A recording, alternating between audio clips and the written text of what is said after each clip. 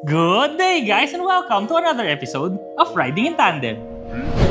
RIT, Riding in Tandem, RIT. With me, RM. And me, Elaine, at sa episode na to, susubukan naman namin ang Cherry Tigo Cross HEV.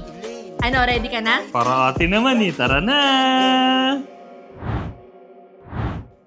Ready ka nang mag-EV? Open-minded ka na sa new technology. Pero ayaw mo ng range anxiety. Tapos ang gusto mo yung pinaka-affordable na subcompact SUV pero lahat ng premium features nandyan pa rin. Perfect! Ito na ang sasakyan para sa'yo. Matulin, matipid, Komportable at gwapong-gwapo. Hey, eto pala. madaling gamitin to sa city dahil di kalakihan. Classy ang dating, streamlined ang design pero sporty pa rin at high-tech. Galing ng pagkakamix. Aggressive ang shape ng headlights. LED yan pati vertical DRLs na nagpa-high-tech sa looks. Plus, yung grille na parang walang butas kaya mukhang EV pero meron pala. Di lang halata. May sensor ng ADAS sa ibabaw, may 360 cam at parking sensors. Muscular ang itsura sa sides, may umbok sa fenders, sa gitna ng pintuan, meron siyang roof rails, floating roof yung design. Merong matte body moldings na may silver accent, two-tone yung gulong at ang size 215/60R17. Ang galing ng ginawa nila dito sa taillights. Magkadugtong na LED magkabilang sides kaya ang laki ng ilaw. Plus may mga design pa sa sides para mas kita. Ayos na ayos din sa akin yung emblem ng Cherry kasi hindi siya masyadong halata. Subtle lang siya pero pag tinitigan mo parang nakakadagdag lang sa bling-bling. Loaded din dito. May shark fin antenna, spoiler na may third brake light, defogger, wiper, rear camera, parking sensors, reflector sa sides, at rear fog lights. Sa loob, malaki ang space. May ilaw sa driver's side at sa ilalim may lalagyan ng tools. At ang pinaka-importante dyan, may spare tire. 60/40 folding din ang second row seats in case na kailangan mo ng mas maluwag na kargahan. Sobrang premium naman dito sa interior. Akala mo talaga high-end na sasakyan to. Pero actually entry level lang to ng Cherry. Pero tingnan mo yung mga materials nito, soft touch materials. Meron pa ditong brushed metal.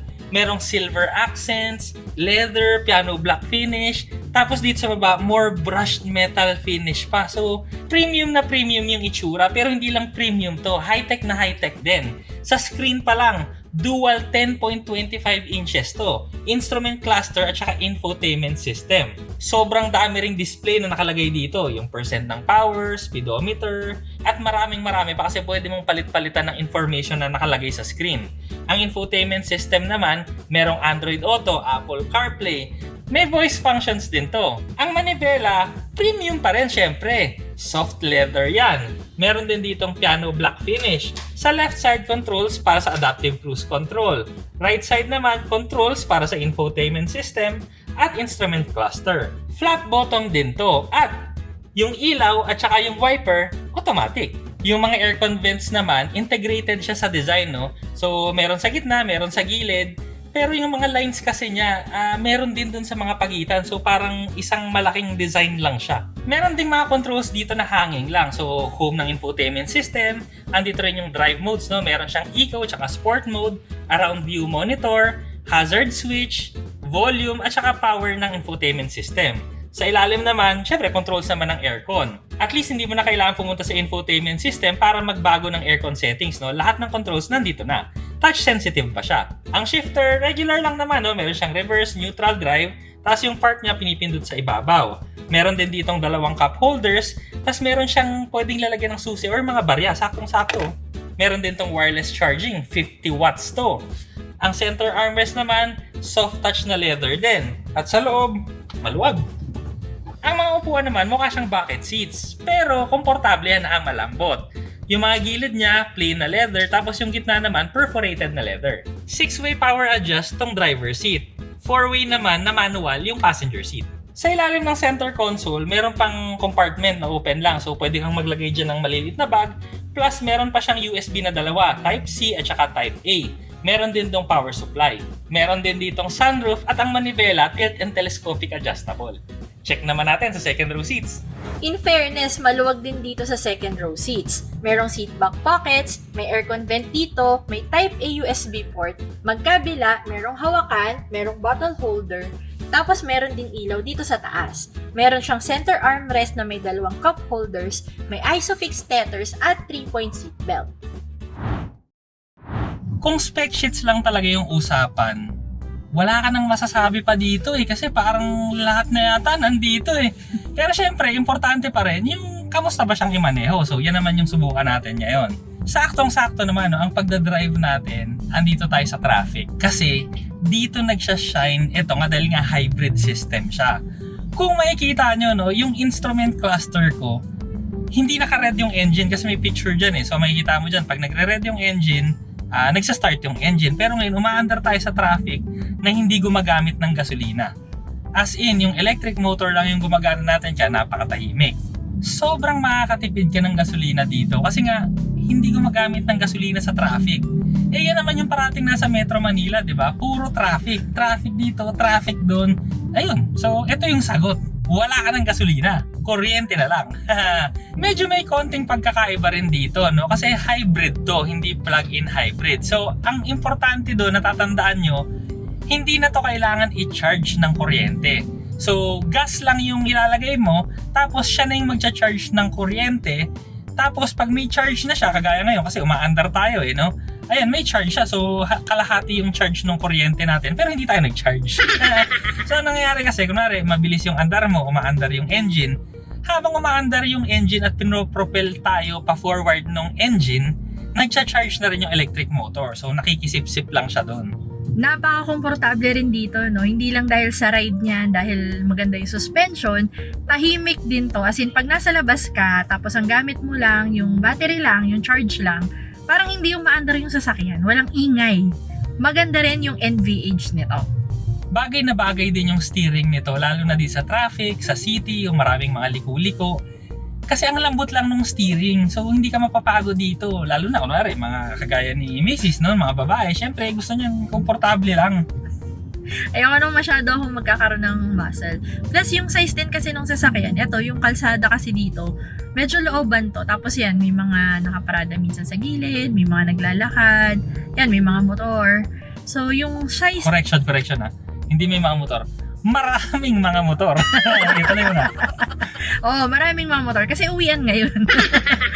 Yan. So, tayo, kahit meron pang mga bagay-bagay sa gilid, kasya pa rin yung sasakyan. Hindi ka pa rin yung mag-aalangan ka kung kakasya ka or hindi.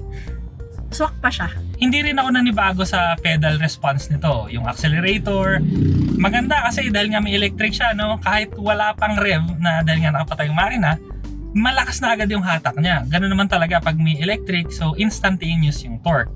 Yung braking din, pumapantay sa acceleration, kaya hindi ka maninibago. Kumbaga, unang sakay mo pa lang, madali lang kasi madali yung steering, madali yung yung pedals mo. So parang normal na kaagad yung feel mo pag ito yung ginamit mong sasakyan. Hindi ka maninibago. Tsaka suwabe yung bitaw niya, Hindi yung parang may bigla, yung unang mabibigla kang ganon. Walang ganon Parang lang siya, isang continuous smooth na acceleration. Tapos yung braking ganon din. Continuous na smooth. Yan naman ang gusto natin yung suwabe lang ba. Pag medyo bumibilis yung andar natin, yun, nag-on na nga yung engine. So, habang nag-on siya, ayun, nag-charge na siya ulit. Isang maganda pa dito, ginamit kasi namin to sa China.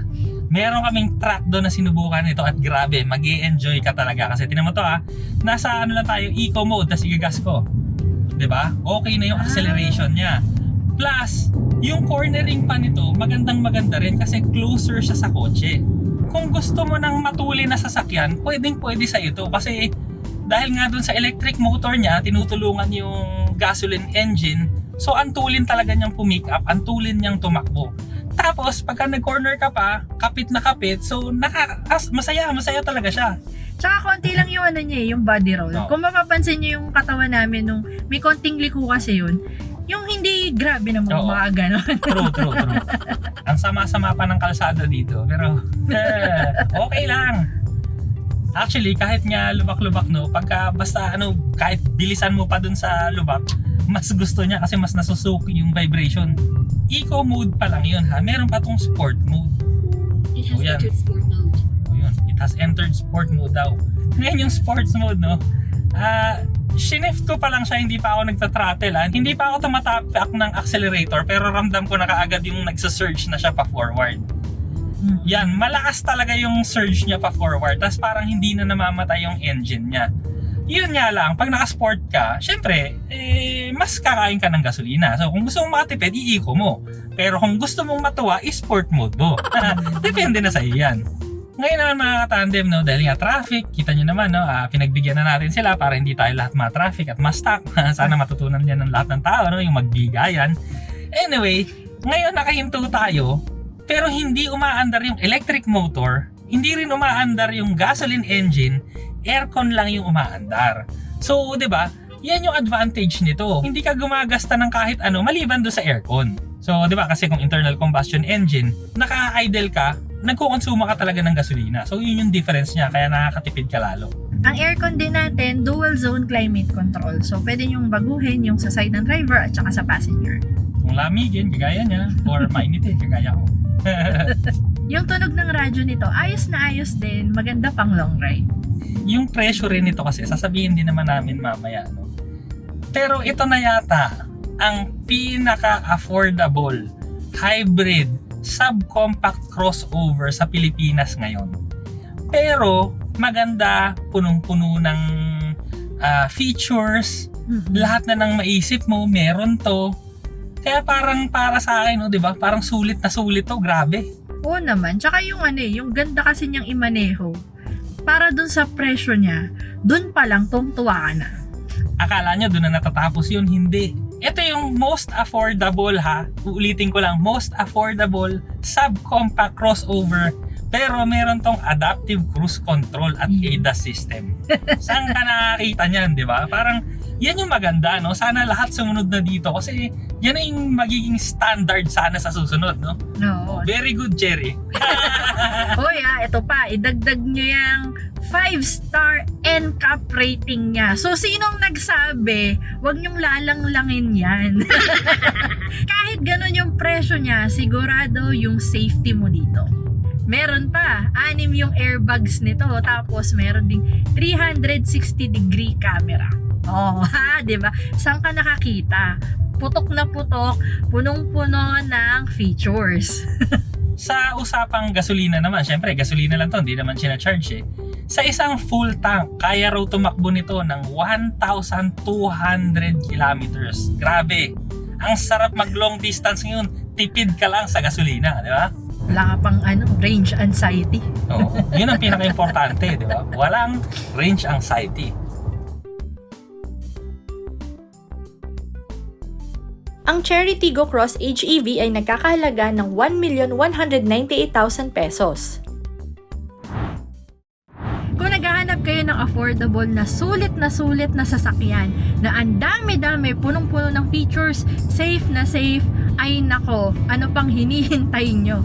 Testingin nyo na to, subukan nyo na dahil ang ganda rin itong i-drive, ang sarap din sumakay.